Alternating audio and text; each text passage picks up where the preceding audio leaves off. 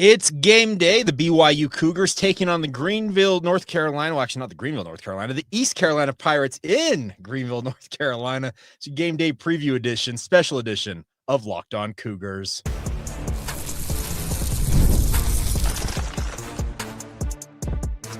You are Locked On Cougars, your daily podcast on the BYU Cougars. Part of the Locked On Podcast Network, your team every day. What's up, everybody? Welcome into Locked On Cougars, your daily podcast focused on the BYU Cougars. I'm Jake Hatch, executive producer at the KSL Sports Zone in Salt Lake City, Utah, and a 14-year credentialed media member at BYU. I am your resident expert and insider as your host here on this podcast, and welcome into a special game day preview edition of Locked On Cougars as the Cougars look to go 3-0 against the East Carolina Pirates. They're in Greenville, North Carolina. As you clearly can tell if you're a long time every day on this podcast, I am not in Greenville, North Carolina, but very much looking forward to this game. The fun part about this is we've added a new feature here on StreamYard. If you're watching this on YouTube, right over here, if I can get my thumb to point the right way, shows your comments in live time, everybody. So having some fun. Hope you weigh in with your thoughts as you roll on here. But huge game on tap for BYU as they look to go 3-0 and wrap up non-conference play.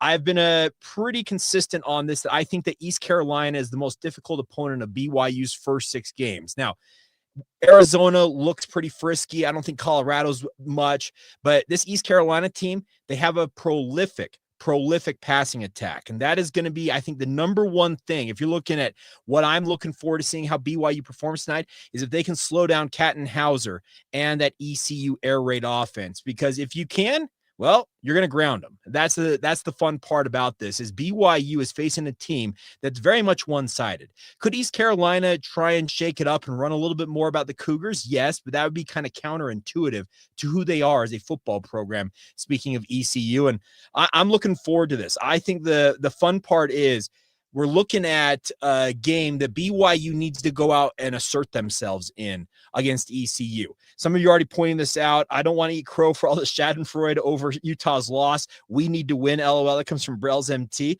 Yeah, there's a little bit of that. Utah got absolutely demolished today by the Texas Tech Red Raiders. And you as Cougar fans, it's your rival. You're having a victory lap. You're having some fun. Texas Tech fans, I can assure you, they're having their fun as well. But yes, BYU needs to avoid falling flat on their face if they want to avoid having that egg thrown right back at them. So this is a big opportunity for BYU going up against East Carolina. Now, I said this earlier this week that I'm concerned about the passing attack for ECU if it gets going, but they have a very, very high tempo attack, speaking of East Carolina. And the way you slow that down to avoid BYU getting worn out in the heat and humidity down there in North Carolina is to have 3 and outs. Make sure that they don't have the ability that's a no-fly zone, to use that expression, from BYU's secondary. And that means that BYU's cornerbacks, Evan Johnson, Trey Alexander, Maury Bamba, guys like Tavion Beasley and Tommy Prassis in that nickel spot, they've got to show up in big ways and lock up these ECU wide receivers and tight ends. And it also goes to the safeties. Faletau Satawala had a breakout performance 2 weeks ago against Stanford. Can he do it again? Can Raider Demooney and Tanner Wall continue to be their consistent selves? If they can do that, that's going to mean BYU is going to have a big opportunity on their hands to go out there and really slow down this ECU defense. I also really like the impact BYU's defensive line can have. Now, maybe I should say this, maybe I shouldn't, but I'll give you a personnel note right now, is that Justin Kirkland is not in North Carolina. It's unfortunate, did not get cleared by the doctor, so he did not make the team plane to go down there and play. So BYU space-eating defensive tackle that they hope to have in this game is unavailable, but that does not mean that they're going to be any less effective. They haven't had him at any point this season yet, and they've still been fairly good up front. Keanu Tanuvasa, the defensive end unit, Bodie Schoonover, Vili Puha, Hunter Clegg, on down the list. They've all got to show up. John Talmoya payout. If they can make Kattenhauser's life miserable and make him jumpy in the pocket, that goes a long way to helping BYU win this game. And that's the fun part about this, is there's the cat and mouse on this. So I've talked a lot about BYU's defense in this game because it's absolutely critical that they slow down East Carolina. But on the flip side, this is going to be a 50,000+ crowd. I think is it 51,000 is the capacity of Dowdy Ficklin Stadium down there in Greenville. And it's expected to be close to, if not a complete sellout. as they take on the Cougars, and you can expect it's going to be a pretty rabid crowd. And that's going to be an interesting thing for a guy like Bear Bachmeier to handle. I talked about it earlier this week on the podcast that he is, in my opinion, a fairly unflappable young player. He shows very little in the way of being kind of awestruck in a way, but this is his first career road start. Will they be able to get in his head? Will they be able to rattle him as much as BYU wants to rattle Hauser? And that's the kind of back and forth we have. We've got a very experienced quarterback on one side that BYU's defense is trying to slow down. But on the flip side, you got a very young quarterback with a lot of veterans around him on BYU's offense that's looking to go out there and show what he's capable of. The number one thing I think that can help a guy like Bear Bachmeier, much like BYU has done all season long to this point, is to have a prolific rushing attack. This should be an opportunity for LJ Martin and Sione Moa, that 1-2 combo at running back, to run roughshod in this game. ECU's got a blitz-happy defense, and the way to attack that is A, control the line of scrimmage with your offensive line, open holes. When you go into passing downs, avoid having Bear Bachmeier get absolutely rocked like he was a couple of times against Stanford a couple of weeks back. But the nice part is you've got some reinforcements in the case of the offensive line. You've got Waylon Lapuaho back. He is an absolute rock at that left guard spot. And his presence alone, I feel like it should stabilize that offensive front for the Cougars. I really like what he has brought to BYU, and all he's done is just be Mr. Consistent, if not an outright star at that left guard spot, and I think he stabilizes the interior of BYU's offensive line. Wide receiver, BYU's supposed to have Reggie Frischknecht and Tate Nakua available, as I understand it. Now, JoJo Phillips, you don't replace him with just one guy, quite frankly, because JoJo is a legit number 2 to the number 1 that is Chase Roberts at wide receiver. But having two guys in Frischknecht and Tate Nakua who missed large stretches of training camp and obviously the first 2 games of the season due to some injury concerns, getting them back at wide receiver helps fill that void a little bit. So I think there's a lot to like here. The good point from Big Floppa here. He's talking about Parker Kingston. Kingston probably will get in with Tiger if he does that. I think we're talking about the punt return deal. But you talk about you need to get a punt return or a special teams touchdown, be guaranteed win. You go a long way. More often than not, if you get special teams contributions in the way of points, gives you a big opportunity, especially touchdowns, to your point. But Parker Kingston, hope he has a bounce back game because he had a rough one against Stanford. There's no doubt about that. And we heard Kelly Papinga say in the aftermath of it that it sure looks like it was Tiger Bachmeier's job to lose in terms of the punt return job. I love that there's been competition at that spot. It's not a right that Parker Kingston is going to be your number 1 punt returner all season long. He's put the ball on the deck. And when you put the ball on the deck, guess what happens? You look at other options. And Tiger Bachmeier, he took advantage of that against Stanford. So I like the fact that I would project that Tiger Bachmeier ends up as their starting punt returner tonight. So I really like the way that this game appears to shake out right now. Like I said, it's a big opportunity for BYU. That's the number one thing is they can go out there, and many of you talk about all the time, and I trust me, I've gotten some texts from our Insiders Group members and others who have my personal number this week, or today in particular, saying, okay, we're one half the way to a great football Saturday. And what they mean by that is Utah lost. Now can BYU win and cap it off the right way in Cougar fans? So I'm looking forward to seeing how they do this. And okay, Travis. I hope you check on your friend JT. I did check on JT. He is doing just fine. He's frustrated, as most Utah fans are, but he is doing okay. He'll survive. But I think the thing is, this is a big game for BYU. Finish non-conference 3-0, and if you're 3-0 after this week with some of the shakeup, because Utah's going to drop in the rankings, can we finally see BYU break into the top 25? That's all out there for the Cougars, and it's right there for the taking. Can they seize it? We'll get to more of your comments momentarily. I do want to let you guys have your say on this. I've gotten to some of them so far, but I've not gotten to all of them, and we'll get to them as they continue to roll on. Special game day edition of Locked On Cougars coming at you right now on the Locked On Podcast Network.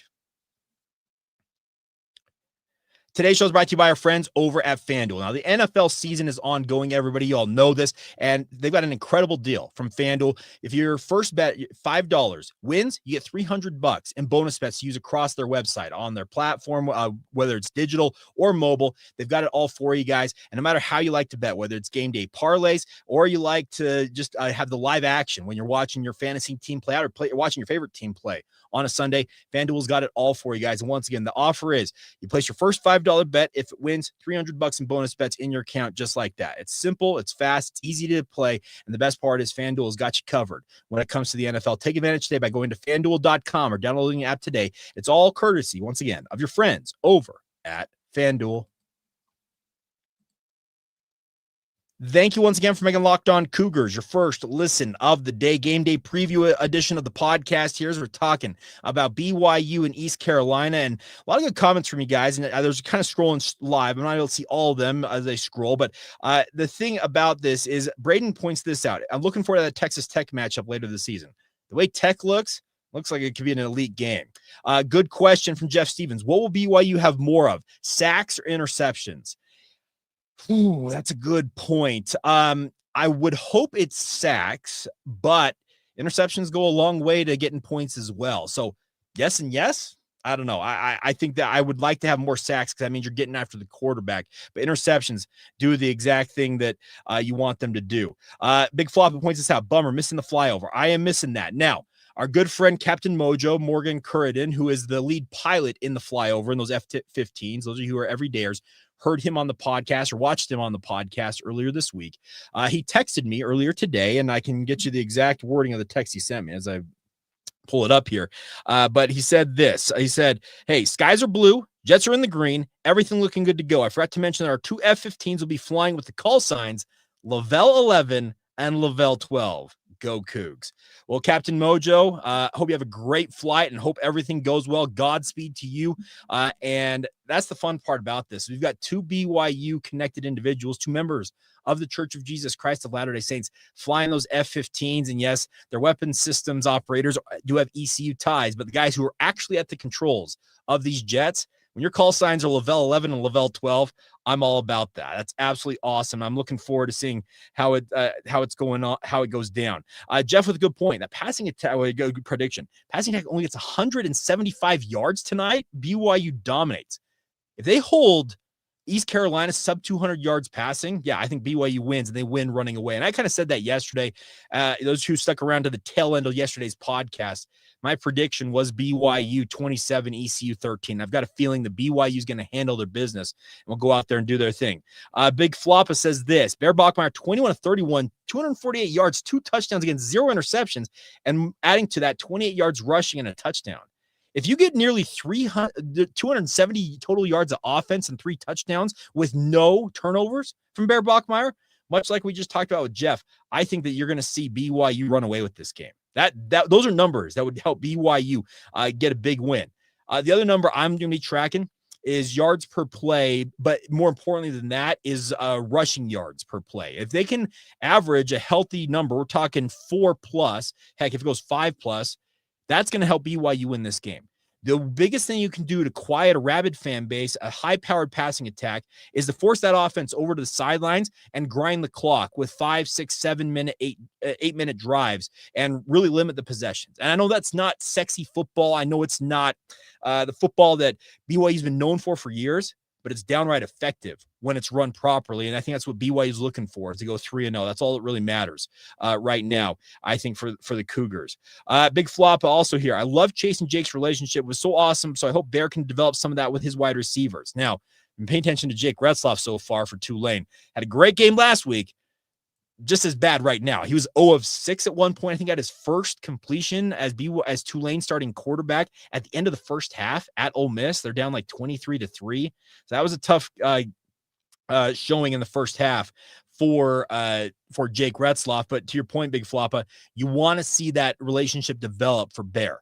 Now, is it with Chase? I would hope so, because when in doubt, look for number 2. But could it be Carson Ryan? Because I think we are overlooking what Carson Ryan has meant to this offense. He is a true 3-down tight end. Aaron Roderick proclaimed it multiple times during training camp that he was a tight end that could leave on the field in every circumstance. And all he's done is prove that. Beyond his passing game chops, speaking of his ability to catch the football for Carson, I have been absolutely floored with his blocking. He is a really willing and elite blocker from that tight end spot. And it helps kind of having, in a way, a sixth offensive lineman in run sets to have him on the field. But you add in the Noah Moiakis, you add in the Ethan Ericksons that are on their field along with that. Who am I thinking of? Kean Need as well. They got some nice tight ends that are contributing in multiple facets right now about that. Stephen Lee, we're just going to have a field day running around Utah. Can I just say about the Utah's loss? Ha, ha, ha, ha, ha. Okay, you know what? Have your fun. But biggest thing is, like I said, you got to avoid the egg kind of coming flying back at your face with BYU falling on their face in this ECU game. Eddie Stutz, Utah got owned. Great Saturday. Texas Tech, yeah, they own that game. And by the way, Will Hammond, I don't know how many of you know his background. He's a member of the Church of Jesus Christ of Latter-day Saints, grew up in the greater Austin area, had a prolific high school career, visited BYU multiple times, and but then essentially fell in love with Texas Tech, from what I understand, when he didn't get some early attention from BYU in the recruiting game. And he looked awesome. Like, did he Wally Pip Baron Morton? That's my question right now. Jeff Stevens, does LJ go over 100 yards? I sure hope so. If you didn't see it earlier this week, LJ Martin is currently leading the country in yards after contact. So meaning after he gets touched, he's averaging, and wait for this number, 7.5 yards per carry after he gets touched. He is absolutely dominating right now. Now, there's the caveat that BYU's played some fairly weak opposition, albeit BYU absolutely trounced Stanford. And what did Stanford turn around and do? They went and ran roughshod, it felt like, over Boston College. So I look at this as an opportunity to see what LJ's got against a defense, speaking of ECU, that's far more prolific. It's far more, more aggressive. They like to blitz a lot. Like, I think it's Aldridge is the first-year DC, and obviously Blake Harrell, the head coach of East Carolina. He's a former defensive coordinator himself. They play an aggressive blitzing style of defense, and the way to gash that is to run counters against it, to run powers, and essentially just make them back off. And you do that with a power run game. So I hope that LJ can go out there and run for 100 yards. I think it'd be a really, really big deal for them to do that. Jake, you always seem to have a fresh haircut. How often do you get it cut? I actually go 5 to 6 weeks between haircuts. So I don't know. Maybe it looks good. Maybe it doesn't. I got a good friend, Chelsea Mace, out there. Any of you who know who she is, she's a dear friend who's cut my hair for years. And she makes sure I look good. Let's just put it that way. And I always appreciate that. So, yeah, I think this is a big game for BYU on the horizon. And I'm looking forward to watching it. Now, I will be doing some radio stuff, as many of you know, this evening around the game, cutting highlights and the like for my radio job and doing some stuff with that. But I will be doing a postcast, a reaction show, and I'll get that on air as soon as possible. But I'm going to give another shout out to a good friend, Nate Dunn. He and I were at the American Fork game last night watching Davis and American Fork play. And Nate said it made his day when I gave him a shout out the other day, but I'm going to give you another shout out here, Nate. I'm sure you're watching. And he said this, he's married. So take this under advisement, but he stayed up. I think it was the Stanford game. I went live like 2 a.m. or whatever it was for the postcast. And his wife rolled over and was like, "What are you still doing?" He's like, "I'm watching Jake. I can't finish my day until the postcast is done." So you know what? I love the fact that guys like Nate and many of you out there don't finish your football Saturday when it comes to BYU without this podcast, because keeps me employed, keeps me doing my thing, and it means that you guys are the lifeblood of this. So that's the fun part about this. Jeff, we need you on the cruise. Are we talking about the cruising with the Cougs? I just saw that they announced they're doing like Southern Caribbean in 2027. See what I can do, Jeff. Let's talk further. I think it'd be a fun time. My parents went on that cruise, by the way, when they went to Mexico this last time. My mom absolutely loved it, and she thought she was going to hate it ahead of time. So that should tell you something real quick. Who are you most excited to watch see play for? Okay, we got here from Jamie. For the first time this season for BYU, I want to see Reggie Frischnecht. Now, any of you who know Reggie's background, he played at Snow College, had a prolific run at the junior college level after a record-breaking career at Manti High School, which is literally 10 minutes away, it feels like, from Snow College.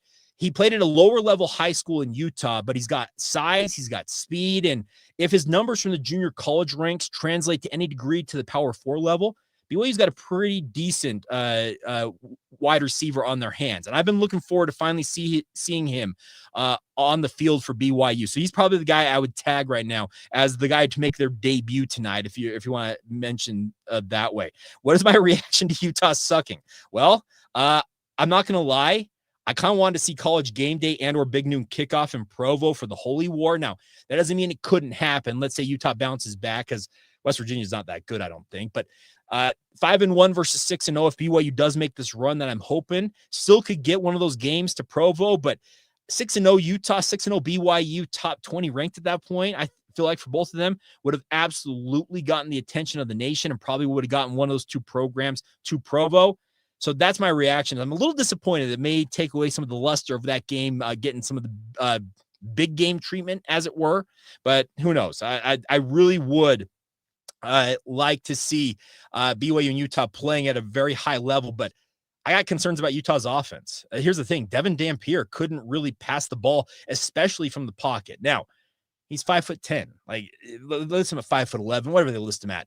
He's a short quarterback, and his inability to really pass the ball effectively against Texas Tech, who Tech's got a really good defense, that's concerning. But I'm interested to see how it all goes, because that was really, and that's the other thing about tonight's game, flipping it back to BYU just for a moment, is those two, speaking of Tech and Utah, they played exactly what I consider to be nobody in their first 3 games of the year. That was the first time these two teams had really met and had really said, okay, let's see what you got. And to Tech's credit, they trounced Utah, especially in the fourth quarter. Kyle Whittingham hates saying that his team got beaten in the trenches. And that's exactly what Texas Tech did. So I'm interested to see what happens on that front, but that brings it to BYU tonight, because this East Carolina team, they may not be a Power 4 level team. They're not a Big 12 team, but they're the best team BYU's played and may play until they see Utah. That's where it kind of is the interesting part about this game is, can BYU go out there and, as I said, avoid falling flat on their face and have that gotcha by opposing fan bases? Because trust me, Utah fans want nothing more being down in the dumps, in the mud right now, than to sling some mud of their own. So that will be the interesting part about this. Apparently, a lot of you had a good time on the cruise. Jeff, the BYU cruise was awesome last time. I'm going again. Christy, cruising with the Cougs was awesome. My parents, like I said, my mom, not to make this like an infomercial, but in the lead up to that cruising with the Cougs, my mom's exact words, and my dad may kill me for revealing this to the masses, but my mom's exact words were, "I don't know why your dad booked this cruise. I don't think it's going to be that much fun." And I texted her about midway through. I'm like, "Hey, how's the cruise going?" She's like, "This is awesome. This is the best thing ever." And according to my mom, she had more fun than my dad did. So, you know what? We'll see what happens. So I'm interested to see how it all shakes out, but it should be a fun one. I said my prediction is 27-13. So that is a big opportunity. Let's see. Big Flop said his room was across from my parents. Oh, cool. That I didn't know that. That's kind of cool. Wife for life. Obviously a long time listener and supporter of this podcast. I know Big Floppa, you are as well. That your entire family, by the way, keeps me employed, it feels like. But looking forward to this game. I'm going to wrap it up here. 27-13 is my prediction. Now, that may not be as many points as you hope, but it is a road game. It's the first road game, a road start for Bear Bachmeier. I hope BYU allows him to settle in. I do want to see him take some shots. I want to see progression in the passing game for BYU, but I want to see the run game dominate. I want to see BYU grind out 5, 6, 7-minute drives, cap them off with touchdowns, and get back to Provo 3-0, and then get ready to head to Colorado. And you know what? Before we go here, I am going to give a shout out to Yellow Martian. Good morning from Saudi Arabia. Go Cougs. Yellow Martian, hope you're doing well. That's clear across the globe from us here in Utah, but little Greenville, North Carolina is the site of BYU and ECU. So looking forward to that. And we'll see what happens. All right. So there you go.